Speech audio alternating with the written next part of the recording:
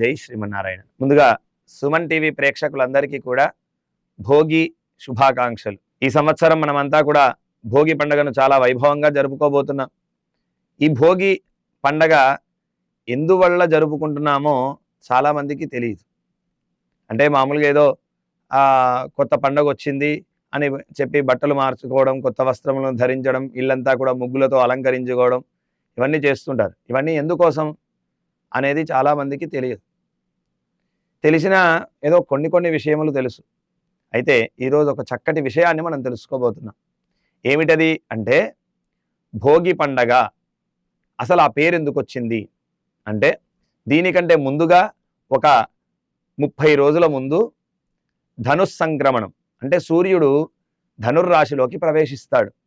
అలా ప్రవేశించిన రోజు నుంచి మొదలుకొని భోగి రోజు వరకు కూడా గోదాదేవి అనేటువంటి ఆవిడ ధనుర్మాస వ్రతాన్ని, అంటే విష్ణువునే నేను పెళ్ళాడాలి అని చెప్పి ఒక వ్రతాన్ని చేస్తుంది.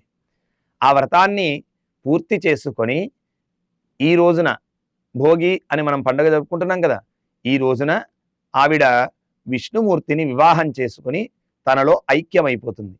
నిజముగా మనకు భోగ్యమైనటువంటిది ఏది అంటే నిజమైన ఆనందం ఏమిటి అంటే పరమాత్మను చేరుకోవడం అని మనకు వేదాలు శాస్త్రాలన్నీ కూడా చెబుతూ ఉంటాయి. చూడండి, మనకు ఉదాహరణకి ఇక్కడి నుంచి తిరుపతి వెళ్ళాలి అనే ఆనందంలో మధ్యలో ఎన్నెన్నో జరిగినప్పటికీ తిరుపతి వెళ్ళి స్వామిని దర్శించిన ఆ ఆనందం ఎన్నిసార్లు చెప్పుకుంటాము. చూసింది ఒక క్షణమైనప్పటికీ అది చాలా సంవత్సరాలు గుర్తుండిపోయేలాగా, నేను మొట్టమొదటిసారి తిరుపతి వెళ్ళినప్పుడు ఇలా దర్శించాను.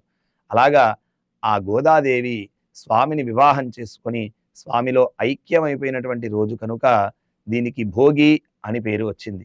అంటే భోగ్యముగా స్వామిని పొందడం వలన దీనికి భోగి అనే పేరు వచ్చిందని మన పెద్దలు చెప్తారు.